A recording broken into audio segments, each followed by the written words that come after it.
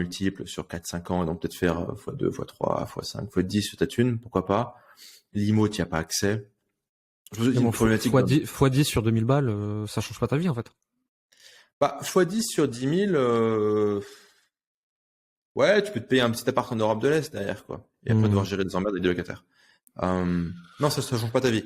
Mais ouais, même en vrai. Donc ouais, c'est le problème de l'invest, hein. Je suis d'accord avec toi. Il y a plein de gens qui disent, ouais, Warren Buffett, machin, regarde comment il investit, donc moi je fais comme lui. Mais lui, il gère des milliards. Donc en fait, lui, un investissement safe à 4-5%, sur 10 milliards, 20 milliards, 50 milliards placés, c'est smart.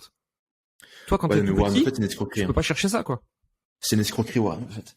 Déjà, Warren Buffett, c'est le mec qui t'explique qu'il est gentil. Donc déjà, juste red flag direct. Le mec, c'est actionnaire Goldman Sachs, Monsanto, Coca-Cola, McDo, truc pharma. Enfin bref, le type, il est dans tous les bons coups avec les gens bien éthiques qu'on aime bien et qui nous rendent la vie meilleure. Et après, c'est le côté, ouais, il faut que tu sois ultra frugal, tu dépenses rien, tu mets tout de côté. C'est pas en économisant 3 balles sur le Starbucks que tu vas devenir riche. Hein. Je veux dire, les gars, faut arrêter, quoi. À la limite, mieux vaut prendre le Starbucks. En fait, c'est ok de dépenser de la thune pour du confort, pour de la rapidité. Genre, en gros, tu fais pas la queue, je sais pas quoi, ou tu payes pour une assistante qui fait tout à ta place, t'as pas à te faire chier, quoi. C'est ok de dépenser dans des expériences qui vont un peu enrichir ta vie et fait que si tu crèves demain, tu pourras te dire, ouais, quand même, j'ai un peu kiffé, j'ai vu des trucs intéressants, quoi. Mais ouais, le côté, ouais, vas-y, économise sur Starbucks, ça marche pas, quoi. Après, de l'autre côté, t'as vraiment le risque de cramer, c'est de cramer où et avec qui. Parce que moi, il y a un truc que j'ai beaucoup vu à Dubaï, des mecs qui commencent à gagner du fric. Tu vois, ils commencent à faire leur 10 000 par mois de profit ou plus, quoi. Ça fait peut-être 2-3 mois qu'ils le font. Donc, ils sont assez récents dans la zone de profitabilité réelle. Et ils font, je vais aller à Dubaï. Parce que tout le monde est à Dubaï, parce que Dubaï c'est cool, parce que Dubaï machin. Donc, tu sais, Dubaï, c'est une ville où tu peux te ruiner en une semaine. Vraiment.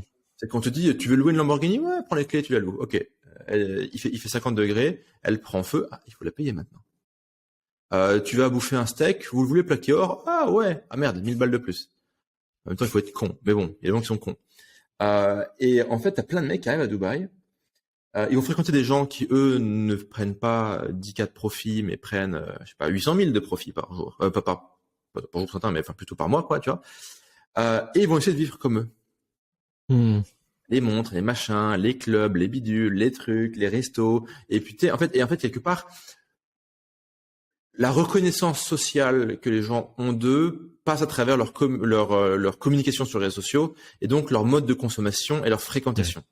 Donc, ils sont prisonniers de ce game-là. Sauf que ce game-là vampirise tous leurs profits. Déjà, ils travaillent moins et où leur business, ils ont eu de la chance et ils ont moins de chance parce que dans le fond, quand t'es assez con pour tout cramer, t'es probablement assez con pour pas être assez malin pour créer un business pérenne. Et là, le mec, il a plus de sous. Et en général, il va se passer un truc très grave et très problématique, c'est qu'il va commencer à faire des choses criminelles. Et c'est ces mecs-là qui vont aller voir d'autres gens qui ont des anciens business faire, ouais, je peux te racheter ta boutique Shopify et ton Stripe pour 3000 balles. Le mec, il va dire, bah oui, tu peux racheter mon business pour 3000 balles. Ok. C'est toi qui récupères le Stripe, qu'est-ce qu'ils font les mecs? Ils billent tous les gens en douce.